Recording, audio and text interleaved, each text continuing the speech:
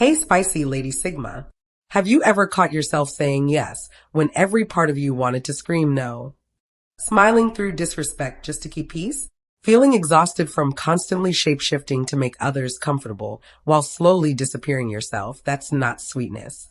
That's suppressed dark feminine energy.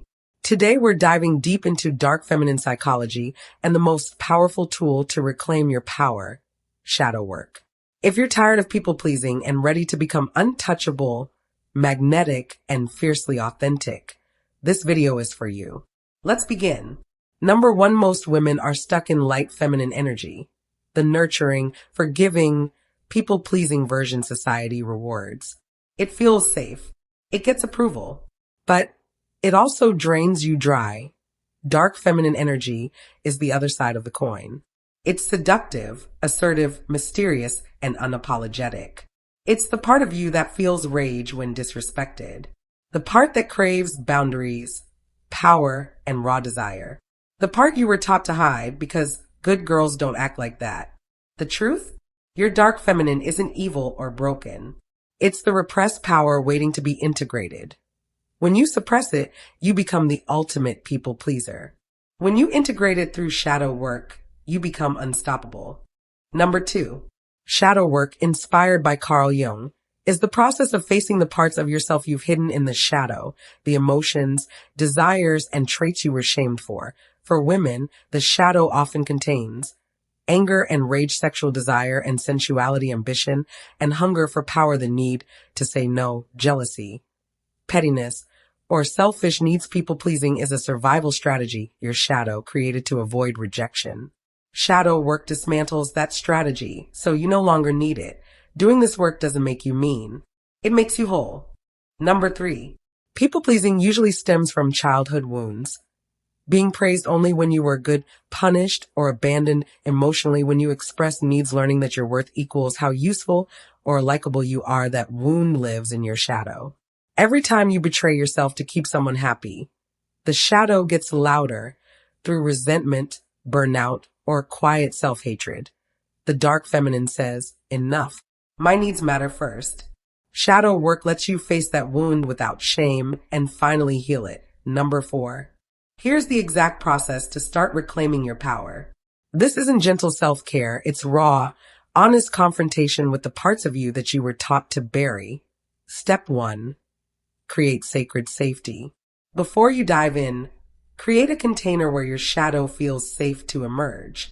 Dim the lights, light a black or red candle, put on low-frequency music, if it helps. Place your hand on your chest or womb and say out loud, I am safe to feel everything I've hidden. My darkness is not the enemy, it is my power. This simple ritual tells your nervous system, we're not here to shame ourselves. We're here to integrate. Step 2. Notice the triggers in real time. People-pleasing doesn't happen in a vacuum. It shows up every time you feel that automatic yes, that fake smile, or that knot in your stomach when you want to say no. The moment you notice it, pause. Ask yourself, what am I afraid will happen if I don't please this person? That fear is your shadow knocking. Write it down immediately. Don't rationalize it away. These powerful dark feminine shadow prompts. Grab your journal and go deep. Write without editing, without being nice. Let the rage, the pettiness, the hunger come out. Here are expanded prompts specifically for stopping people-pleasing and activating your dark feminine. Where in my life am I currently saying yes when my whole body screams no? What am I truly afraid of losing if I stop pleasing them? What emotions do I judge harshly in other women? Anger, selfishness, jealousy, raw sexuality. And how do those same feelings live inside me? When was the first time I learned that being good, sweet, or helpful kept me safe or loved? How has that belief been quietly costing me my power? What would my life look like if I stopped caring about being liked by everyone? Who would I disappoint, and why does that scare me? What part of me feels too much? My rage, my ambition, my unapologetic desire, and how can I finally let her speak without apology? Describe a recent moment when I betrayed myself to keep the peace. What did my inner dark feminine want to do or say instead? If my people-pleasing mask fell away completely, what would I finally allow myself to want, claim, or demand? Step 4. Feel it fully in your body. Shadow work isn't just mental. Emotions live in the body. When shame, guilt, or anger rises while journaling, don't push it down. Place your hand where you feel it, throat, chest, stomach. Breathe into it. Let yourself shake, cry, or even scream into a pillow. Say to that younger version of you who learned to please, I see you. You don't have to earn love anymore. I've got you now. Step 5. Integrate and take bold action. After the emotional release, move into embodiment. Choose one small but meaningful dark feminine action this week. Say no to one request without over-explaining. Express a clear boundary. That doesn't work for me. Prioritize your own desire.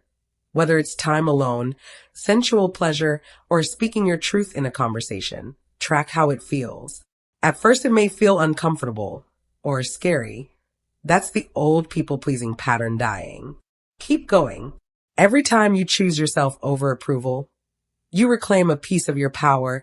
Do this work consistently, even 10 minutes a few times a week, and the urge to people-please will start to lose its grip. Step 4, feel it fully. When shame or guilt rises, don't run. Sit with it. Breathe into it. Tell that younger version of you, I see you. You're allowed to exist. Step 5, integrate and take action. After journaling, take one small dark feminine action. Say no to one request this week. Express a boundary clearly. Prioritize your desire over someone else's comfort. Repeat. The more you integrate, the less power people-pleasing has over you. Number 5, when you consistently do the shadow work, something profound shifts. You stop shrinking to make others comfortable. You speak with quiet, unshakable authority instead of seeking approval. Your no becomes a complete sentence, and people actually respect you more for it. You begin to attract relationships where you are valued for who you truly are, not for how useful or agreeable you can be. The friends, lovers, and opportunities that remain are the ones who can handle your full power, light and dark. Your presence becomes naturally magnetic. Why? Because you're no longer performing a palatable version of yourself. You're embodying wholeness. That authenticity radiates as confidence, mystery, and seductive self-ownership. Creatively and intuitively, you unlock new levels. Suppressed rage often fuels powerful creativity. Hidden desires sharpen your intuition. You start trusting your gut instead of second-guessing what others might think. Most importantly, you develop an unshakable inner sovereignty. You no longer abandon yourself. The dark feminine isn't about becoming cold or manipulative. It's about becoming whole, resilient, and fiercely protective of your energy. This is the real transformation. From the exhausted people-pleaser who dims her light to the Sigma woman who moves through the world with calm power, clear boundaries, and unapologetic desire. It won't happen overnight. Some days the old pattern will creep back. That's normal. Every time you notice it and choose differently, you strengthen the dark feminine within you.